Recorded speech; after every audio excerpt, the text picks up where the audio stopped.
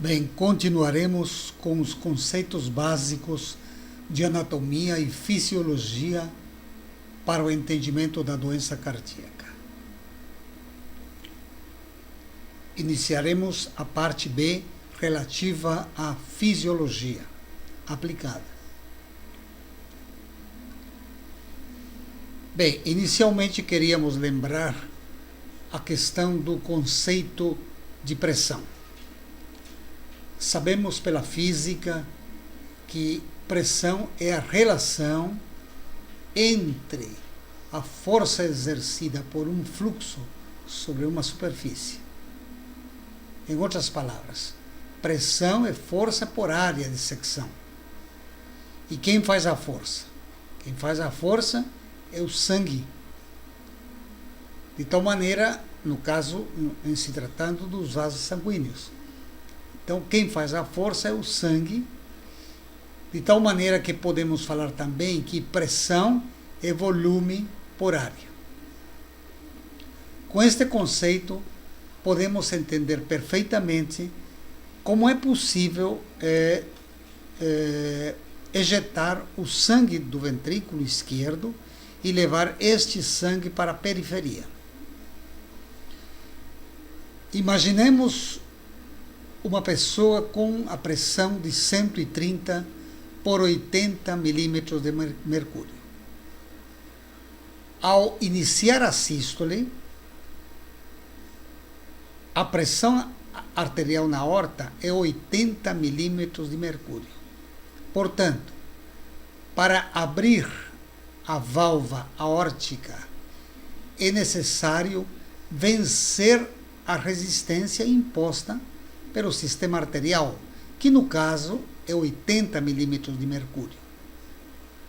É necessário, pois, que o ventrículo gere uma pressão imediatamente superior à da aorta para que a válvula aórtica possa se abrir. Pois bem, vamos imaginar que a pressão arterial do ventrículo esquerdo saiu de zero. Nunca é zero totalmente, mas para tornar didático o exemplo, vamos sair de zero. A pressão devido à redução da área, uma vez que o ventrículo começa a ter uma contração isovolumétrica, nem entra sangue, nem sai, ele começa a torcer, né? Esse processo se faz por torção, vai reduzindo a área do ventrículo esquerdo, portanto, como pressão é volume por área, como a área se reduz, a pressão começa a se elevar. Quando ele chega a 81 milímetros de mercúrio, abre-se a válvula aórtica e entra sangue no sistema arterial. Vejam que o ventrículo esquerdo ele está perdendo sangue a partir deste momento. Em tese, ele deveria se despressurizar, uma vez que perde volume. No entanto, como a área se reduz muito, devido à contração ventricular, esta pressão ainda continua aumentando até 130 milímetros de mercúrio. De tal maneira que a pressão final que vai se transmitir para o sistema arterial será 130 milímetros de mercúrio. No entanto, o sistema arterial, tem uma particularidade, o sistema periférico, melhor, tem uma particularidade. Este sangue que sai do ventrículo esquerdo não se destina diretamente, neste momento, aos capilares, uma vez que existe uma pressão muito alta no sistema arterial que poderia prejudicar os capilares devido a essa pressão muito elevada. A natureza determinou mecanismos de proteção do sistema capilar. Além do mais, é necessário também que em algum momento entre sangue no sistema das coronárias para irrigar o coração. E esta irrigação para as coronárias não acontece durante o início da sístole ou durante a sístole. Por quê? Porque a válvula aórtica está aberta, fechando os óstios das coronárias e, portanto, durante a sístole não entra sangue dentro do sistema coronário, também como um mecanismo de proteção do sistema coronário. Pois bem, o mecanismo protetor do sistema capilar é o sistema arteriolar. Esse sistema encontra-se fechado durante a sístole. Para que o impacto do jato não se dê direto no sistema arteriolar, há uma atenuação da pressão na passagem da coluna sanguínea pela área de secção. Isso se deve a que o sistema arterial ele é elástico. E na medida que a coluna sanguínea passa por ele, esta camada, esta parede arterial se distende, formando o que, do ponto de vista semiológico, nós conhecemos como pulso. É a distensão da artéria na passagem de sangue por ele. Desta forma, a pressão cai, ela não chega a ser tão alta para prejudicar o endotélio, tanto do sistema arterial quanto do sistema arteriolar que está fechado. E os elementos figurados do sangue, quando encontram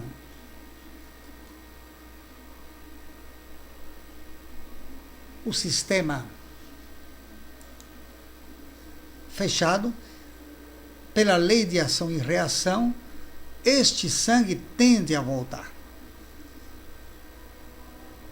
No entanto, na sua volta, o ventrículo, como ele tem uma pressão agora menor que no sistema arterial, a válvula aórtica permanece fechada. Agora está fechada.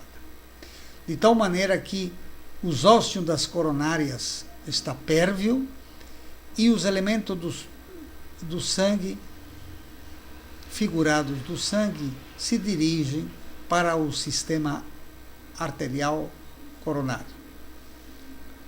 Mas o sangue tem que progredir. E agora sim, já com uma pressão menor, abre-se o sistema arteriolar e como a pressão no sistema arterial é maior do que nos capilares, existe uma diferença de pressão, um gradiente de pressão, de tal maneira que este sangue, devido a essa pressão maior aqui, a montante do fluxo, este sangue se dirige para o sistema capilar. Essa força inercial, essa força que determina uma pressão maior atrás do que na frente, é o denominado vis a tergo, força que vem de trás. Além do mais, durante a dilatação arterial, houve um acúmulo de energia potencial, energia cinética.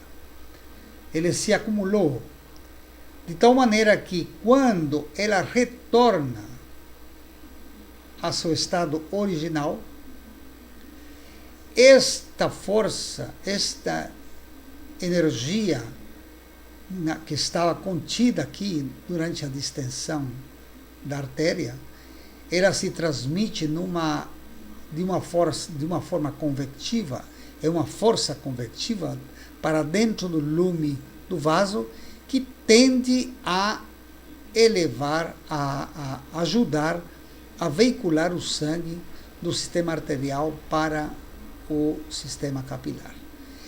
Esta força é denominada de vis a lateris. Ambas estas forças constituem a pressão arterial média. Então, o que é a pressão arterial média? Nada mais do que o vis a tergo mais o vis a lateris.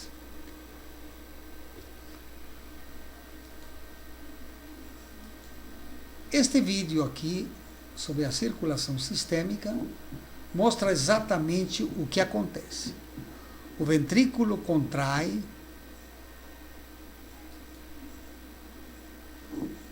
o sangue vai até o sistema arterial, ele retorna novamente para trás, e aí contrai novamente a artéria, e aí então o sangue é veiculado para fora.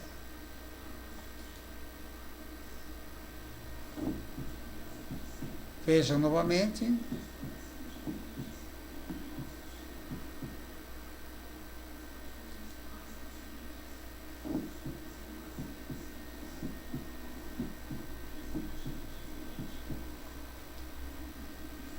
Isto vai constituir um chamado fluxo trifásico, 1, 2 e 3. Diferente da circulação cerebral, que ela precisa de um constante afluxo, tanto na sístole quanto na diástole. Neste momento, o sangue vai passar diretamente para o sistema nervoso central, atenuado um pouco pelo sistema arteriolar, mas ele é um sistema que nós vamos denominar de bifásico, apenas duas fases. Ou seja, é o sangue que vai pelo vis a tergo, mais o vis a lateris, que dá um segundo impulso.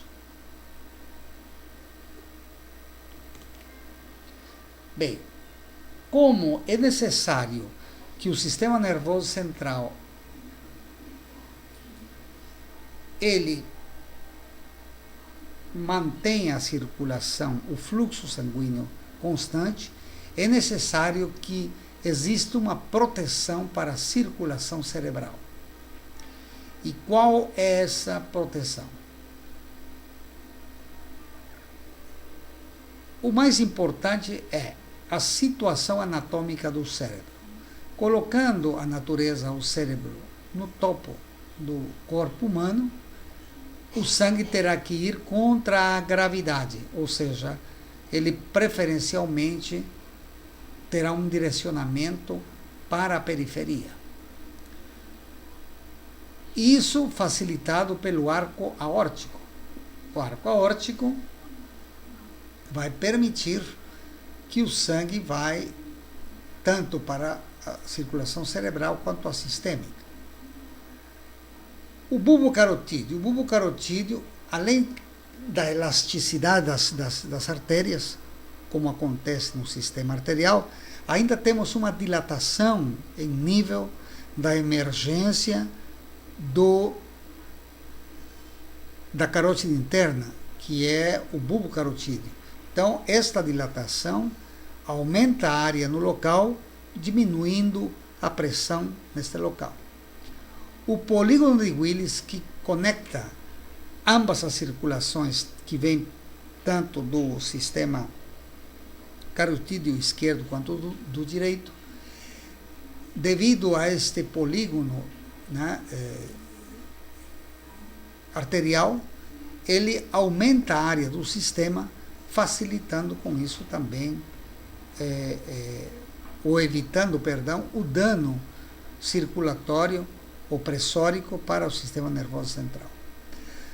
Mas nada disto seria possível se não existisse um sistema que evitasse um pulso sistólico muito elevado, repentino, como é o que acontece quando a pessoa tem um susto, uma descarga adrenérgica súbita, por um mecanismo de medo, um acidente, ou então um mergulho. O mergulho aumenta muito a pressão arterial subitamente.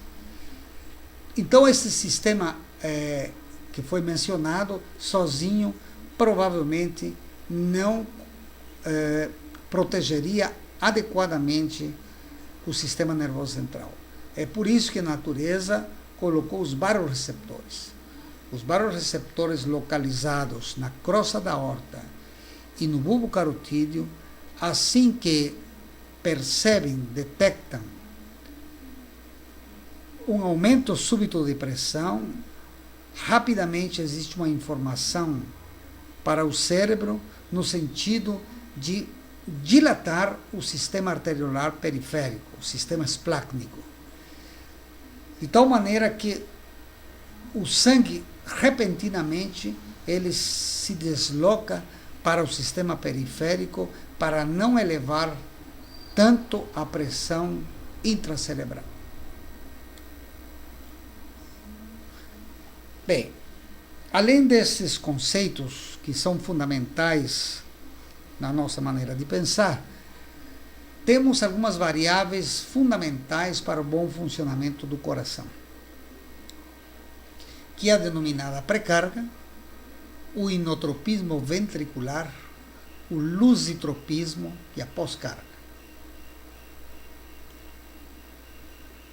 Pós-carga, o que é pós-carga? Pós-carga nada mais é do que a resistência periférica pela capacitância, ou seja, pós-carga é diretamente proporcional à resistência periférica e inversamente proporcional à capacitância. E o que é resistência periférica? Resistência periférica é a viscosidade sanguínea vezes o comprimento do tubo, ou seja, o comprimento do sistema, no caso, o sistema arterial. E a capacitância é o raio à quarta potência. Então, nós queremos clarificar que pós-carga não é sinônimo de resistência periférica. Resistência periférica, ela é importante para definir pós-carga, mas também a capacitância. O que é igual a pós-carga é resistência vascular. Então, ela poderá ser maior ou menor, como é o caso do sistema periférico, onde ele tem uma resistência vascular maior do que o sistema pulmonar e maior do que o sistema cerebral. E, finalmente, queremos lembrar um pouco sobre a lei de Laplace, que vai explicar o remodelamento que futuramente nós vamos explicar aqui numa videoaula. Toda vez que o coração se sobrecarrega, seja por volume, seja por pressão, existe um estresse para a parede, ou também chamado de estresse parietal final. Este estresse, ele depende da pressão e depende do raio, diretamente, e depende inversamente da espessura parietal. Qual é o mecanismo que o organismo lança para diminuir o estresse quando ele ocorre? É aumentar o denominador, ou seja, aumentar a espessura parietal, em outras palavras, a hipertrofia. Então, a hipertrofia nada mais representa, nada mais é do que um mecanismo para reduzir o estresse da parede quando existe um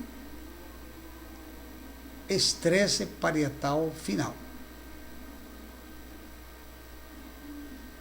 E, finalmente, gostaríamos de falar sobre a lei de Frank-Starling, que todo mundo conhece, mas também é muito fácil de esquecer.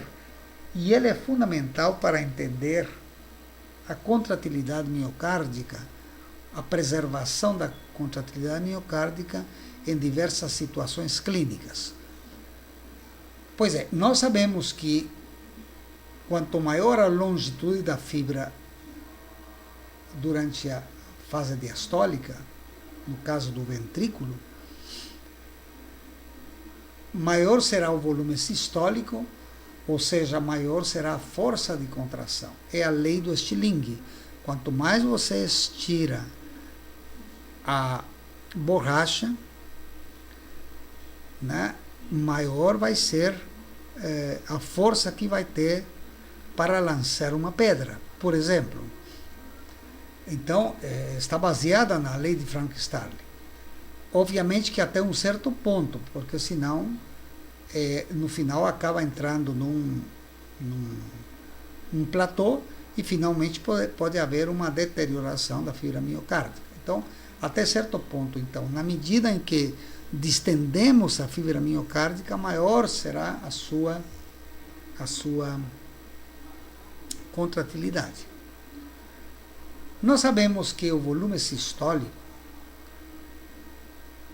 é em torno de 34 a 58 ml por batimento por metro ao quadrado. Então, o volume sistólico ele deve aumentar na medida em que aumenta a fibra. Então, esse é o normal. Ou nós utilizamos hoje outro parâmetro que está bem definida na literatura, que é a denominada fração de ejeção. A fração de ejeção nada mais é do que o volume sistólico menos o volume diastólico dividido pelo volume sistólico. O volume diastólico, perdão. E este valor normal é acima de 55%. Então, a fração de ejeção normal é acima de 55%. Pois bem, só que em pessoas que têm uma distensão aumentada, como é o caso de pessoas portadoras de uma sobrecarga de volume, como por exemplo uma insuficiência aórtica, esta fibra já está esticada de maneira constante, devido ao retorno de volume da aorta para dentro do ventrículo esquerdo. Então, é óbvio que esses indivíduos, eles normalmente já têm uma fibra distendida, ou seja, que eles estarão nesse patamar superior. Ou seja, se 55% de fração de ejeção é normal para um indivíduo que não tem sobrecargas de volume ou de pressão, para um indivíduo que tem sobrecargas de volume por alguma doença valvular, por exemplo, este valor tem que ser maior. Normalmente, a gente esperaria valores acima de 70%. Valores abaixo disso já representa uma disfunção sistólica, é um miocárdio que já está apresentando um déficit da sua contração, embora em valores absolutos esteja normal. Então, repetindo, um valor de 60% num indivíduo sem sobrecarga de volume ou de pressão é muito normal, mas 60% num indivíduo portador de uma insuficiência aórtica, obviamente que já de grau moderado a importante, esse valor terá que ser maior, senão já esse 60% em termos relativos representaria já um déficit da contratilidade miocárdica. Desta forma, então, terminamos o estudo tanto da anatomia e fisiologia aplicada aos conceitos que serão colocados posteriormente nas diversas patologias cardíacas.